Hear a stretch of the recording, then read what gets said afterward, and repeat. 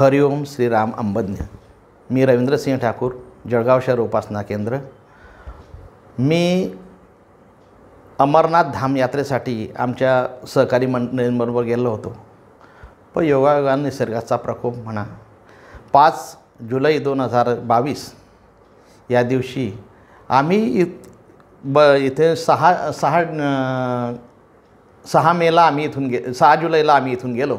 6 जुलैनंतर पुढे प्रवास सुरू झाला. पण योगायोगानं काय झालं की तिथे पोहोचल्या आम्ही याला गेलो होतो जम्मूला गेल्यानंतर तिथे आम्हाला माहिती झालं की बा तुम्ही आमचा कॅनवाय काढला त्यांनी.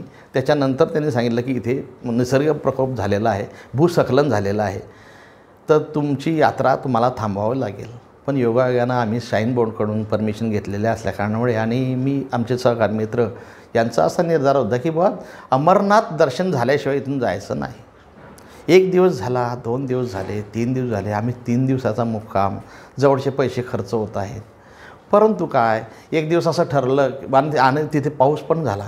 त्याच्यामुळे आम्हाला पण विचार पडला की बालटालवरून तिकडे पुढे जायचं म्हटलं म्हणजे रस्त्यानं अजून प्रॉब्लेम येणार आहे.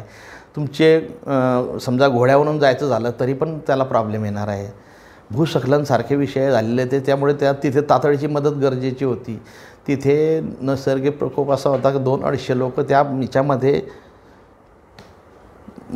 गुफेमध्ये अडकून पडलेले होते. रात्री कसे तरी यायचे लोक, ज्यांना जायचं जागा नाही त्यांनी बंदी घातली. सरकारनं सर्व गोष्टीचा प्रयत्न करूनसुद्धा ते शक्य नव्हतं. त्यांनी त्यावेळे 4 दिवस यात्रा कशी तरी थांबवली. आणि योगायोगानं आम्ही पण विचार करायला लागलो की आपल्याला लोक एवढ्या दुरून आलेले आहेत आणि बाकीचे लोक पण वेट करत आहेत. पण वेट किती दिवस करायचं? आम्ही 35 लोकांपैकी आमचे बाकीची मंडळी निघून गेली. आम्ही फक्त 12 लोक उरलो. 12 लोक उरल्यानंतर आमच्याही मनामध्ये भीती वाटायला लागली की बा हा जर का असंच चाललं तर आपण किती दिवस वेट करणार आहे. पण 1 दिवस आम्ही संध्याकाळी असं ठरवलं. आम्ही संध्याकाळी बाहेर फिरायला गेलो. त्या यात्रेच्या दिशेनं आम्ही फक्त त्या वाटेवर तिथे उभा. पण मी एक निर्धार केला, बापू मला आता तूच आधार आहे, मला दर्शन मला तुझं घ्यायचं आहे. तू अमरनाथ, तूच आमचं सगळं धाम. म्हणून मी इथे आलो आहे तर आमची एवढी फेरी काही वाया जाऊ देऊ नको. माझ्या जीवनात काय असेल, मी काय केलं नसेल ते मला काही माहिती नाही, माझं काही चुकलं पण असेल, पण एवढी तू आमच्याशी नाराजी करू नको. आम्हाला दर्शन जरूर व्हायला पाहिजे. तुमच्या दर्शनानं आम्ही एवढ्या लांबून आलो तर आमचं काहीतरी भाग्य आहे एवढंच आम्हाला कळतं आहे. आणि जरी मला जर का दर्शन घेताना मला काही अडचण असेल तर काही हरकत नाही, मी ह्या वाटेवरच तुझा इथे नमस्कार करतो आणि इथूनच मी निघून जाईल. पण योगायोगानं असे म्हणजे बापूंची लीला. पण एक आहे, तुम्ही काही म्हणा, माझ्या बापूशी तुम्ही बोला, तो कोणीही असो, माझ्या बापूंशी जो बोलला त्याचं काम झालं हे मी सांगू शकतो. माझा बापू, मी रडलो, तिथे वाटेवर रडलो आणि मी सांगितलं बापूंना की मला काही उद्या आम्ही हे जेवढे लोक आता मी उरले हे सगळं आध्यात्मिक आस्थेनं तुमच्याशी आहेत. मला तुम्ही कोणत्याही हिच्यानं आमची हे यात्रा सफल करा. योगायोगानं संध्याकाळीच रिलीज झालं. संध्याकाळी सांगितलं की आजपासून हे यात्रा सकाळी 3 वाजेपासून सुरू होणार आहे. आमचा आनंद गगनात मावेसन असं झाला. एवढ्या प्रकोपानंतरसुद्धा आम्हाला बापूंनी तिथे सही सलामत, तिथे बाकीच्या लोकांना एंट्री नाही. आमची राहण्याची व्यवस्था 3 दिवस झाली. 3 दिवस सुखरूप आम्ही तिथे टेंटमध्ये राहिलो. कोणत्याही गोष्टीचा आम्हाला खर्च नाही. तिथे जेवण फुकट होतं, फक्त राहण्याचं भाडं होतं. एवढ्या कमीत कमी याच्यामध्ये सांगा बरं, तू किती काळजी वाहतो आहे. आज तिथे गेल्यानंतर बाकीच्या लोकांना एंट्री नाही. आम्ही तिथे जाऊन आम्हाला म्हणजे निसर्गाच्या सान्निध्यात लोक राहायला एक दिवस राहणं म्हणजे मोठं हे वाटतं. पण माझ्या बापून मला 3 दिवस मुक्काम करून दिला.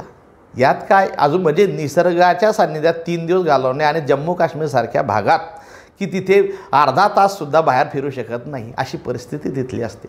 आणि त्या गावामध्ये, त्या बालटालच्या क्षेत्रामध्ये, त्या इथे ते टेंटमध्ये राहून सगळ्या गोष्टीचा आनंद निसर्गाशी ते निसर्गाच्या नैसर्गिक नद्या, त्या नद्या पाहून माणसाला हुरूप येतो. खळखळणाऱ्या नद्या, ते उंच उंच डोंगर की ते सगळं मनात साठवून पण ते संध्याकाळच्या हाक आमच्या बापूंनी ऐकली आणि आम्हाला उद्या अमरनाथ गुफेला जायचं आहे याचा आनंद गगनात मानाचा झाला. सकाळी आमची यात्रा सफल झाली. यात्रा सफल झाली. पुढे गेल्यानंतर असं वाटायला लागलं की आपल्याकडून चालणं होणार नाही. रात्रीच घोड्यावाला येऊन गेला. घोड्यावाल्याने आमचे पैसे ठरवले. ते पैसे ठरवून आमची यात्रा सफल केली. दुसऱ्या दिवशी दर्शन झालं. दर्शन गेल्यानंतर मी एकच पाहिलं तिथे, पण बापूंना एकच सांगितलं, बापू की हे अमरनाथ यात्रेसाठी एवढे लोक येतात, कोणी डोली करतो, कोणी घोडा करतो, कोणी पायी चालतो, पण त्याच्यातून तिथे जे पाहिलं की ह्या घोड्यावर बसल्यानंतर तिथला ती अवघड वाट आणि तो घोडा हा माझ्या मनात खूप ठसला. वाट अवघड आहे पण घोड्याची ताकद, हे बापू मला बाकी काही नको, मला फक्त या घोड्याची ताकद दे. तुझ्या मार्गामध्ये अडथळे असतील, माझ्या दुर्दैवाने ते अडथळे तयार झाले असतील, पण तू ह्या घोड्याची ताकद मला देऊ शकतो. आणि मला हेच मागणं आहे देवा की मला काही नको, त्या अमरनाथ धामच्या घोडासारखा आम्हाला या कार्यात सतत ठेव, सतत ठेव, सतत ठेव. हरिओम श्रीराम अंबन.